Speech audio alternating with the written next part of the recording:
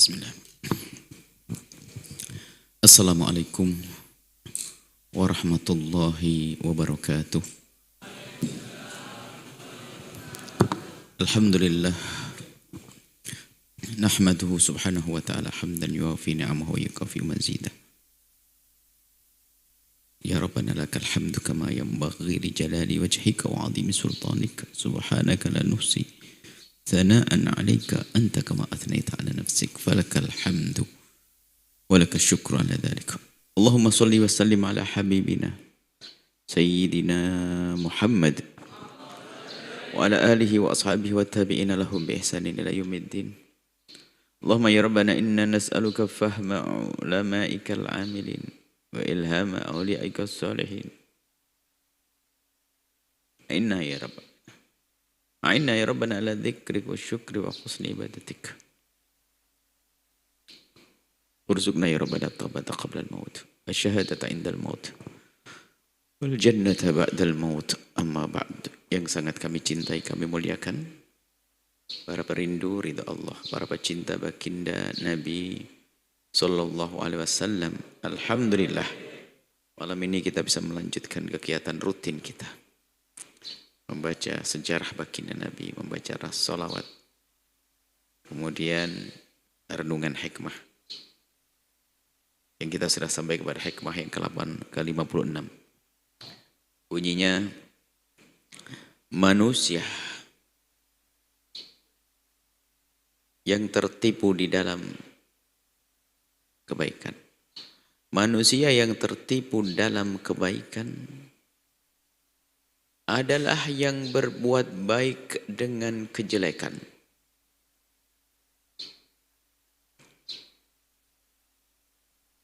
Musuh nyata kita adalah syaitan yang selalu dan selalu menghalangi hamba-hamba Allah dari anak Adam untuk mendekatkan diri kepada Allah. Maka setan akan selalu menghalangi siapapun dari anak Adam yang ingin melakukan kebaikan. Ini pintu ditutup oleh syaitan. Para ahli tasawuf menyebut dengan madakhil syaitan. Pintu-pintu setan masuk kepada kita ini diantaranya begini. Caranya maksudnya syaitan menjerumuskan anak Adam ini, putra daripada putra keturunan Nabi Adam ini, pertama menghalangi dari kebaikan. Kemudian setelah dihalangi dari kebaikan, kok masih maksa anak Adam ini harus berbuat baik aku. Aku tidak boleh nuruti bisikan syaitan. Memaksakan, bisa diterobos, itu syaitan bisa dilewati. Maka anak Adam ini berbuat baik. Tapi setan yang tidak berhasil di pintu pertama, dia tidak akan diam. Dia akan menanti di pintu kedua, akan menanti di pintu ketiga, akan menanti di pintu keempat, akan nanti dan seterusnya. Sampai anak Adam ini menjadi kawannya syaitan. Setelah seorang anak hamba Allah ini ditahan oleh syaitan dari berbuat baik, kok kemudian anak Adam ini, manusia ini berusaha untuk bisa berbuat baik, maka ingat setan tidak diam. La aq'udanna lahum siratakal mustaqim. Dia sudah berjanji kepada Allah akan nongkrongin hamba Allah ini, anak Adam, di jalan yang lurus. Lalu anak Adam tadi yang diganggu setan sadar kalau itu godaan dan gangguan setan, maka dia harus memaksa, aku harus berbuat baik. Berbuatlah baik anak Adam tersebut.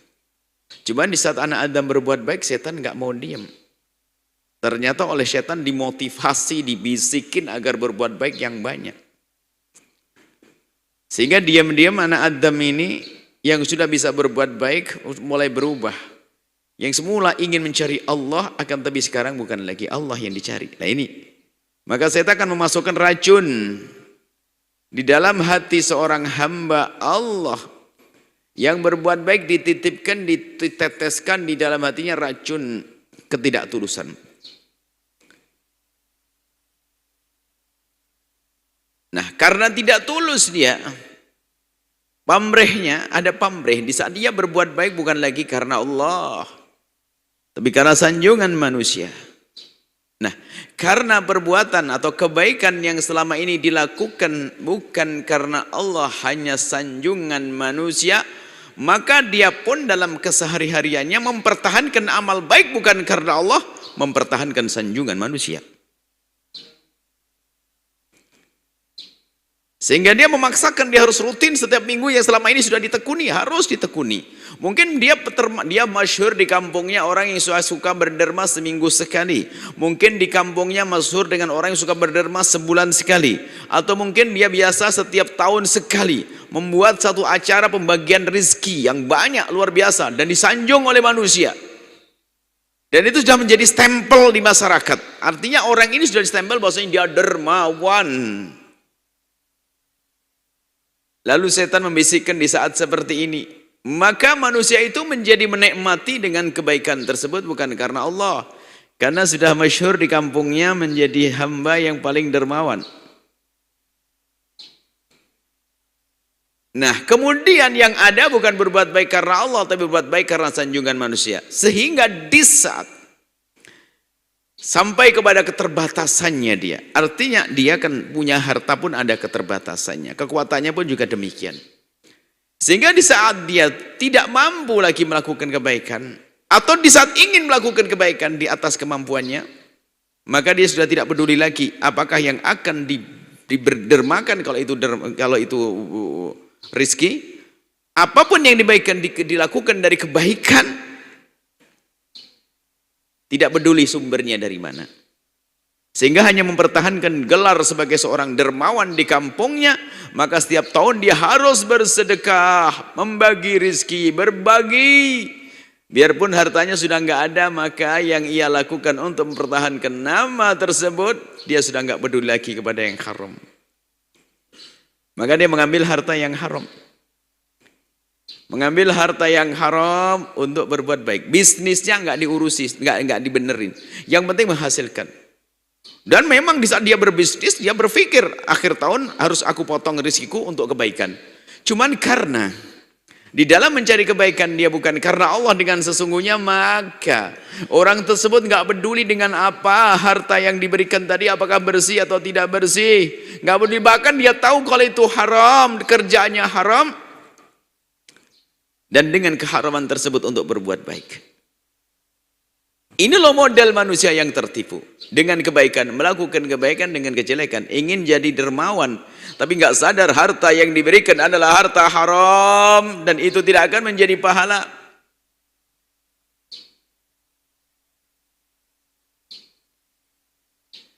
Atau melakukan kebaikan dengan melakukan dosa. Seperti yang kami serukan, jika sudah datang jatuh tempo hutang yang jatuh tempo, maka jangan berderma, jangan memberikan sesuatu apapun. Karena apa? Yang wajib saat itu adalah membayar zakat, membayar hutang. Kalau urusan membayar zakat, dan seterusnya.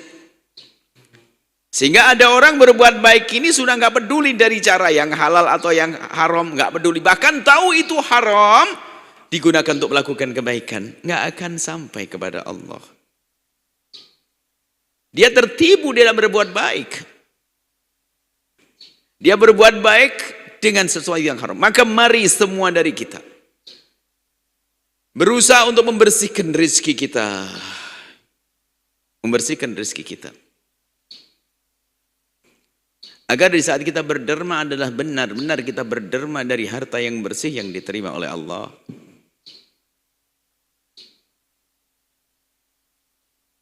Ini kalau kita kembangkan makna daripada hikmah ini banyak sekali, di antaranya zaman-zaman sekarang anak muda, media sosial, pengennya berbuat baik, mengajak orang lain melakukan kebaikan, cuman permasalahannya adalah lawan jenis, laki dengan perempuan. Bermula daripada niat baik, berkomunikasi, tukar nomor handphone, mula-mula mengingatkan bagaimana hadir pengajian dan seterusnya. Kemudian sampai membangunkan tahajud di tengah malam, ternyata setan masuk saat itu. Mula-mula memang benar dia ingin membangunkan sholat malam, akan tapi rupanya sudah mulai ada kenyamanan karena ditiup oleh setan. Sehingga ia menikmati dengan bahasanya si bahasa kebaikan, akan tapi sesungguhnya di balik itu semua ada sesuatu yang tersembunyi, bisikan setan tadi. Hingga sampai mungkin melakukan menjadi pertemuan, bahkan mungkin mengaji-ngaji bersama, hadir majelis berduaan laki dengan perempuan yang bukan mahram. Ini sebuah contoh saja.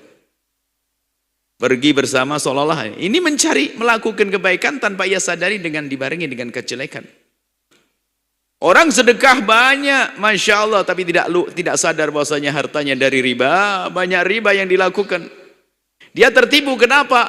Karena dosa riba yang dilakukan tidak bisa ditutup dengan amal baik yang ia lakukan saat itu. Maka lebih baik bagi kita adalah membenahi dulu rizki kita. Jangan berpikir tentang sedekah dan berderma. Hei hamba Allah, jangan berpikir memperbanyak derma kita, akan tapi berpikirlah bagaimana kita membersihkan harta kita dari yang haram. Kita bersihkan harta kita dari yang haram. Perhatikan bisnis kita.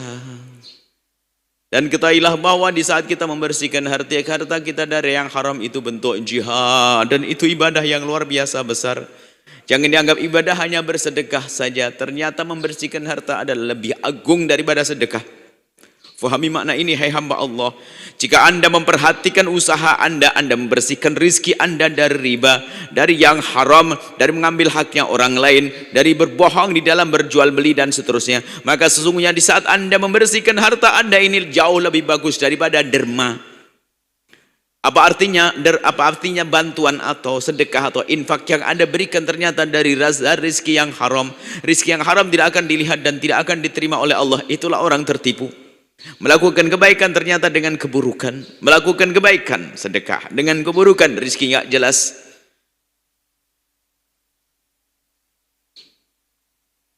Maka dari itu mari semua dari kita yuk perhatikan bagaimana usaha kita. Yang penting halal, berkah diridhoi oleh Allah. Jangan biasakan dengan yang haram.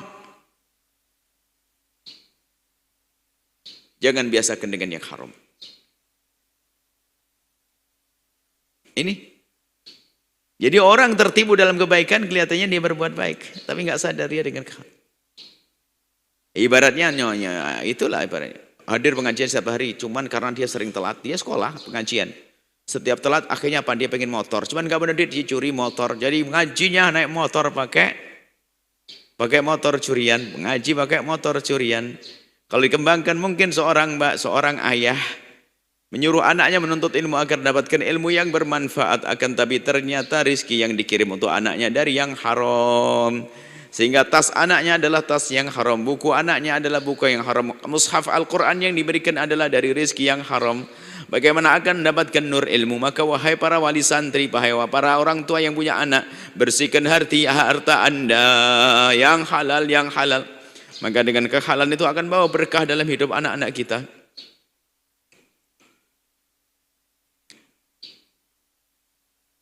Nah, ini maka tertipu orang itu kalau dia berbuat baik tidak sadar nilai negatifnya, kemaksiatannya. Karena kemaksiatan bisa saja menghabiskan pahala.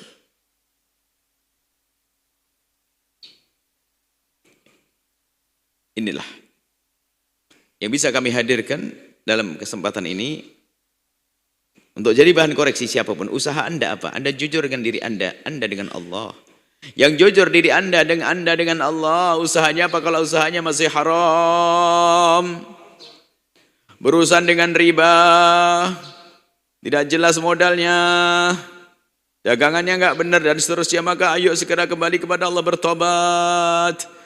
Jangan sampai kita tertipu dengan kebaikan-kebaikan yang kita lakukan ternyata masih dengan kemaksiatan. Awas, itu adalah bisikan setan yang masih rajin berderma sedekah, tetapi ternyata dia masih melakukan yang haram bersama sedekah. Contohnya sedekah padahal rizkinya adalah dari barang riba, maka ketahuilah dia adalah orang tertipu.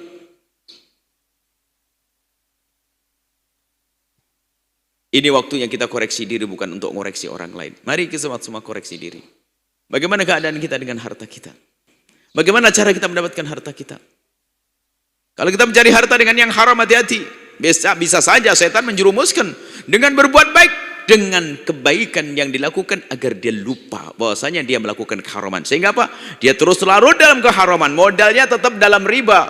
Sementara hasilnya dia bersedekah bisa bangun 1000 masjid barangkali. Tapi dia dengan keharaman, mau kemana? Allah tidak akan terima itu semua. Maka ketahuilah, membersihkan harta terlebih dahulu lebih bagus daripada sedekah yang banyak, agar terbebas dari yang haram.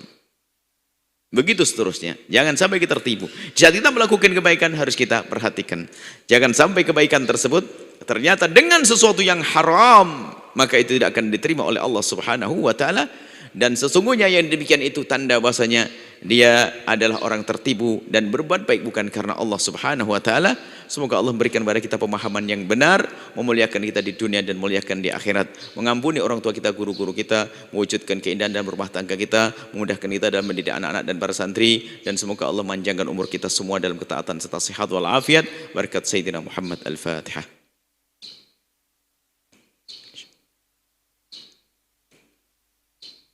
Assalamualaikum warahmatullahi wabarakatuh.